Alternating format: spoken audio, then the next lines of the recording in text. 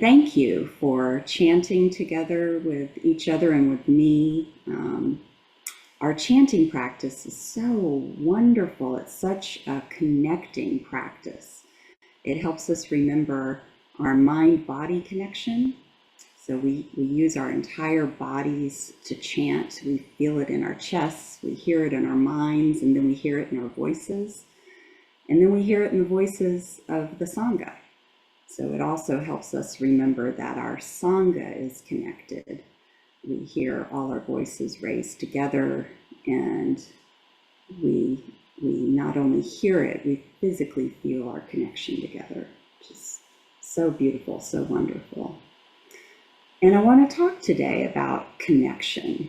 I'd like to reflect on connection, and specifically I'd like to reflect together and think with you together today about bridging divides, like political divides, ideological divides, and why bridging divides work might be particularly important work for these times, and why seeking out and creating opportunities for dialogue across divides might be just exactly the work we need to be doing right now in these times.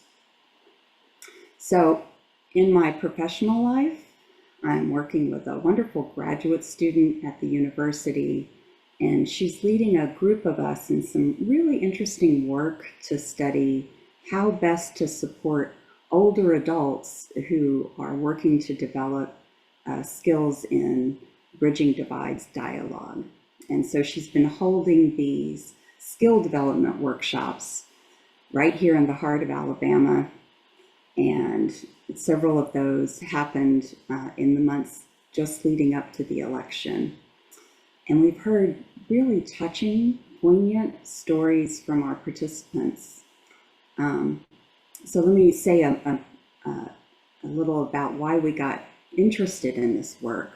We became interested in this work really during the pandemic, when we saw that what was already a concerning trend towards increasing social isolation and loneliness in the population as a whole, and particularly for older adults, that trend really exploded into an epidemic during the pandemic. And it's become so concerning that, in fact, the US Surgeon General issued a report, and the title of the report was labeling this as an epidemic of loneliness and social isolation. And in that report, the Surgeon General talked about the negative health consequences of being disconnected, effects on our mental health, of course, but also our physical health and morbidity and even mortality. And so we became really interested in ways to think about reconnecting older adults to their social networks. And we heard such interesting stories from our participants during the election season. We heard from parents, older parents, who had cut off some ties with adult children because they just couldn't bear to have the conversations one more time where they were having arguments in differences in political views.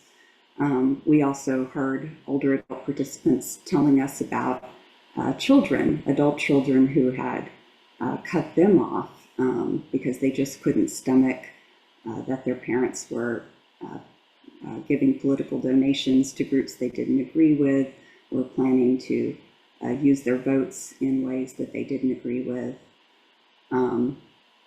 There's also stories that have come out of other interesting venues. There's a journalist named Monica Guzman, and she has written a wonderful book called I Never Thought of It That Way, and really devoted her career at this point to this Bridging Divides work.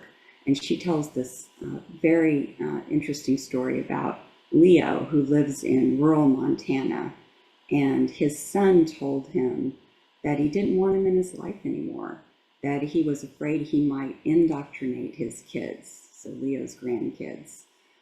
And so we've heard all possible combinations: blue-leaning people pulling away from red-leaning family and friends, red-leaning people pulling away from blue-leaning family and friends.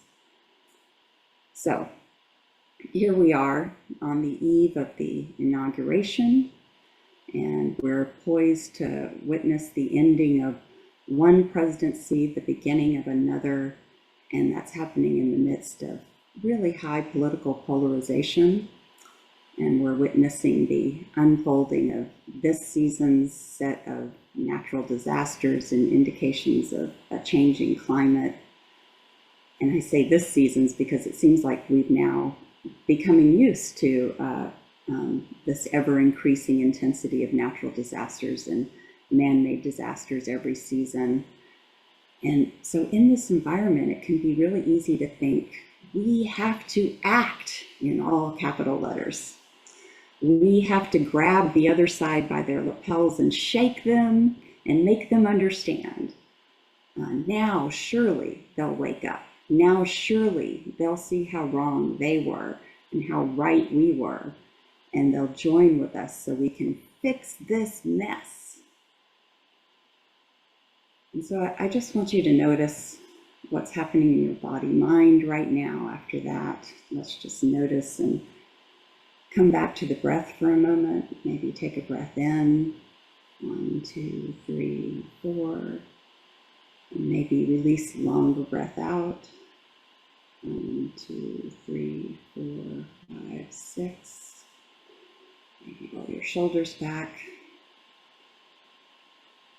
So that tension that you perhaps noticed in your body, mind, that echoes the tension that the world is in right now. And as we hold that tension in our bodies and it ratchets up, I think our instinct is to jump off the cushion and to act right now in this moment. And one of the really wonderful things about this great Zen poem we just read, The Harmony of Difference and Equality, is that it does exhort us to act. That wonderful last couplet, I respectfully urge you who study the mystery, do not pass your days and nights in vain. So let's act. We need to act. But did you notice that that's the last couplet? So the poem doesn't start out with that. It ends with that. First, we have a lot of learning and reflecting to do. We have to work through 21 couplets to work through before we get to that exhortation to act. So here we are, we're filled with all this bodily tension, global tension, with this physical and mental and existential need to act. And a very human response can be to turn to the other, that other side, and aim that intensity at them. And so in conversations with our family and friends, on social media, we can bring in that intensity, and maybe we find ourselves thinking, if I just say exactly the right thing in exactly the right way, I'll get through, I'll persuade the other side. And we've all seen on social media how this can sometimes go, how negative that discourse can quickly become. One of the things that I think about when I read some of the communications on social media with that really strong negative quality, or I hear these stories about families and friends coming to loggerheads about their differences, is I'm reminded of this really interesting teaching from behavioral psychology. There's a woman named Karen Pryor, who is a teacher who's known for her dog and horse and dolphin training, and she's become a champion of a positive rather than punishing approach to behavior change. And Karen Pryor notes that punishment only works under a really narrow set of circumstances. And the reason the social media discourse makes me think of punishment is that punishment is not, the behavioral definition of punishment is not limited to just striking or shocking or screaming, those really intense types of punishments. One definition of punishment is introducing an aversive stimulus after a target behavior to decrease the probability of that target behavior in the future. So I don't want you sharing that view on social media. That view is offensive to me. So I will share something, strike you down with my rapier wit, and that will keep you from sharing that offensive view in the future. So that is an example of punishment.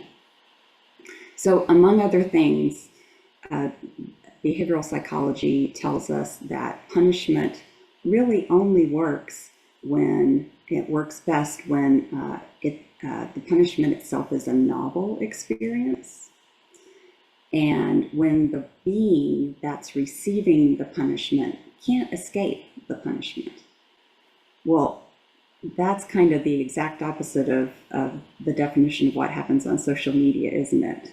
So on social media, it's definitely not novel anymore to have that kind of aversive language, and it's very easy to walk away. So you don't like what somebody is tweeting at you, you just move on to somebody else's part of your feed. So punishment is not working. There's also a really large and compelling body of psychological research regarding what conditions are required to persuade someone to believe your point of view. And those are also a rather narrow and limited set of conditions. And most of those conditions aren't under the control of the speaker. They're more about what has taken place by the receiver.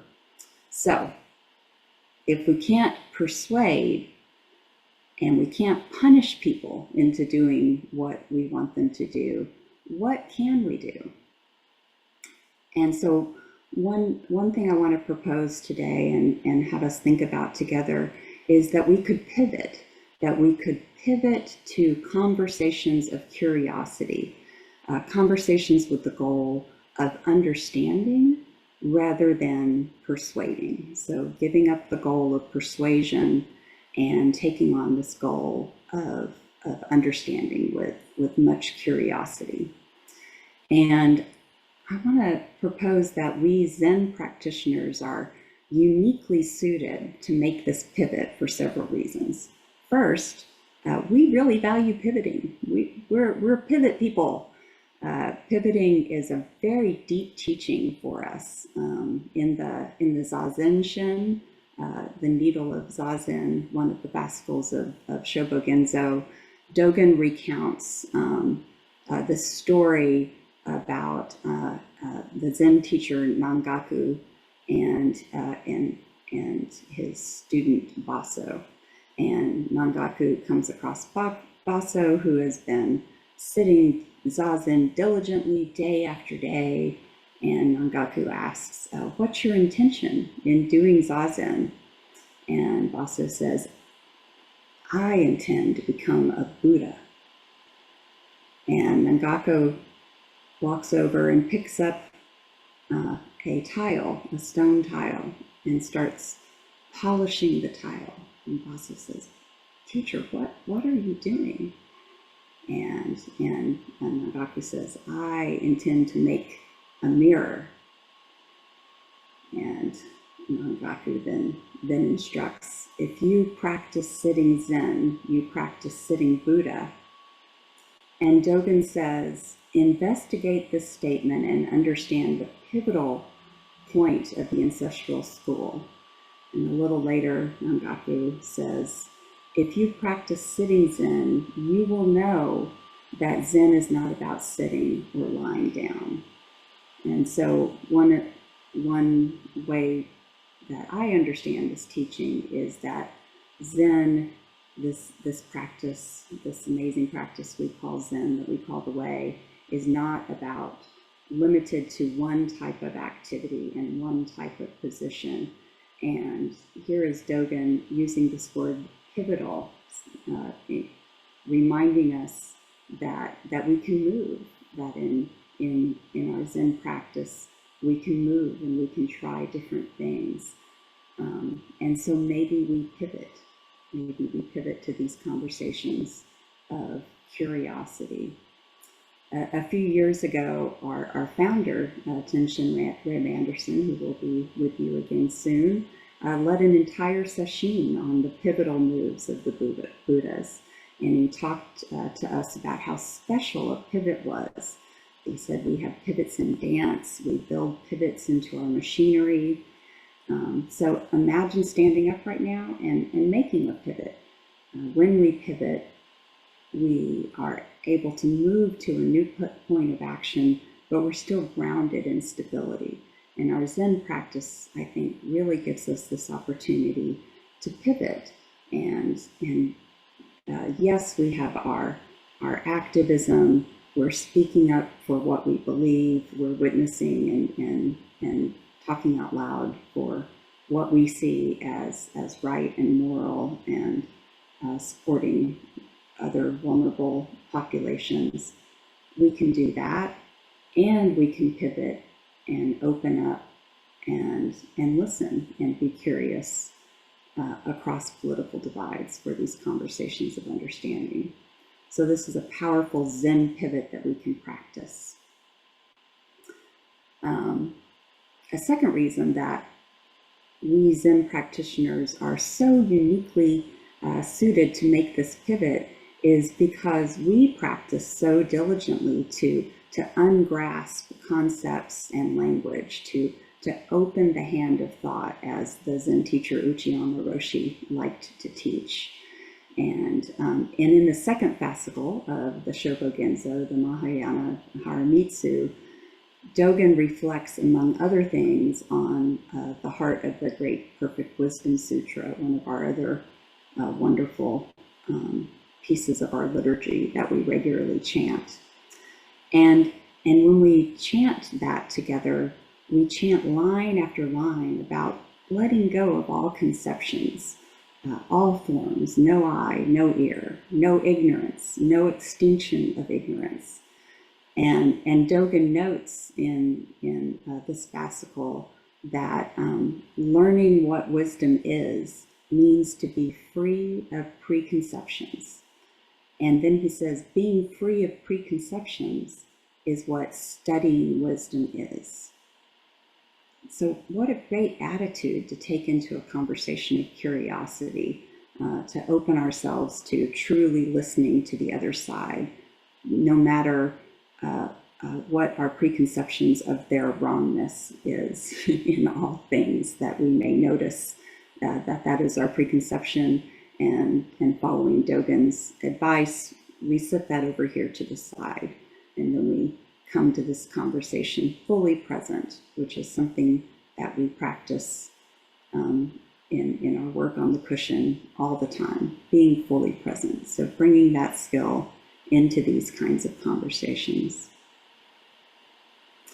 I'm also reminded of a frequent teaching of Thich Nhat Hanh, another great Zen teacher, who would remind us to ask ourselves, are you sure? Are you sure? Are you sure that you have all the right answers and that across the divide there are no contributions to be made? Are you sure? So I love that small but powerful teaching. So let's go back to the harmony of difference and equality. It's such a wonderful Zen poem, and I think it's really perfect for this occasion. And I'm very grateful to Galen Roshi for suggesting that we talk about this today. I told her I wanted to talk about bridging divides, and asked her to think with me on what might be helpful to consider for that theme. And she suggested this wonderful poem, and it really is perfect. In the second couplet, there's this line: the way has no northern or southern ancestors. The way has no northern or southern ancestors. wow, feels like that could really apply to our country. And it came out of a really interesting history that this poem was written at a time when there were two opposing factions within the Zen tradition in China, a northern and a southern school. And so they were really going at it over a lot of ideological differences. And Sekoto Keisen in this poem is calling for an end to hostilities. He's saying we need to understand the true nature of the way, the true nature of difference and equality. And he also, of course, reminded us that life is short and practice is most urgent. And so this reaching out can be a really important part of this work. There's another part in this poem where the lines are, the four elements return to their natures just as a child returns to its mother. Fire heats, wind moves, water wets, earth is solid. Eye and sights, ear and sounds, nose and smell, tongue and tastes. Thus, with each and everything depending on these roots, the leaves spread forth.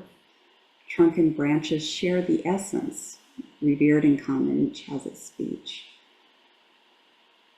So this is the teachings here are much deeper than I can probably grasp. But one thing that comes to mind with this teaching is that we all have our essential natures, and each of these is critical to the whole. I mean, what would our world be without water, without fire? Do you want to live in a world of water where there's no warmth from fire? Do you want to live in a world of fire where there's no cooling relief of water? So everything has its essential nature, and these come together and make the whole. And this reminds me of some really interesting research by the moral psychologist, social psychologist, Jonathan Haidt. That's H-A-I-D-T, Haidt. And he has a really interesting book called The Righteous Mind, and a monograph from that book called Can't We All Just Get Along? and he does really interesting work looking at some of the undergirdings of political parties, and has actually found some evidence that there are genetic components to why people decide to be Democrats versus Republicans. Now, of course, we know that our knowledge of genetics has expanded greatly over the years, and we know that just because there's a genetic component to something doesn't mean that that is your destiny and you will be that.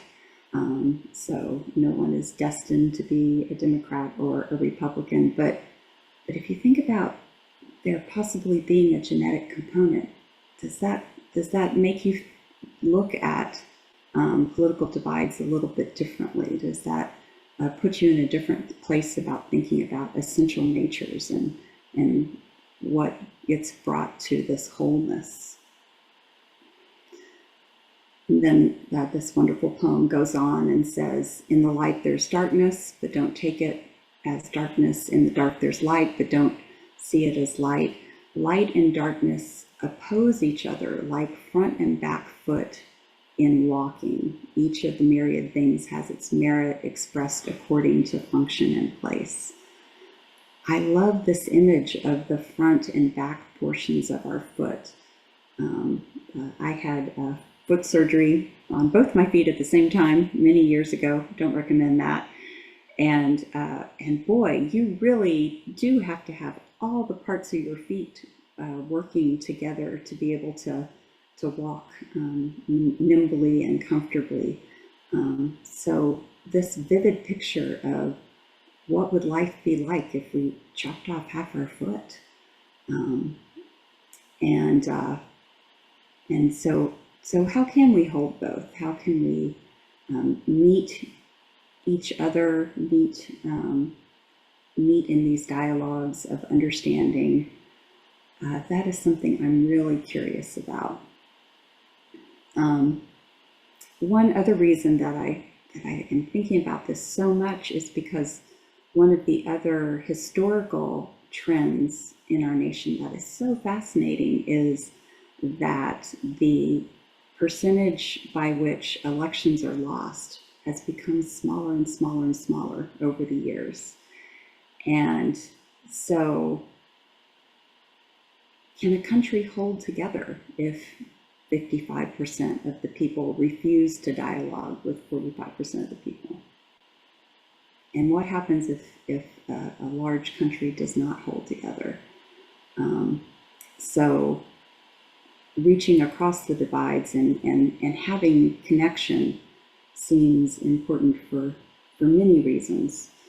And I'm really interested in this idea of how do we do this and how do we hold both.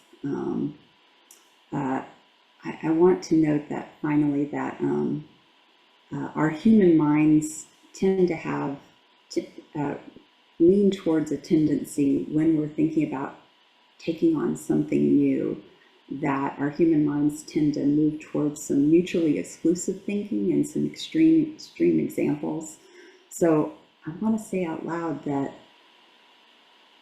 a commitment to engaging in conversations of curiosity, a commitment to regularly seeking connection across ideological divides, is not at all the same as saying you should lay down your values and your commitments to activism, to social justice, to speaking your truth.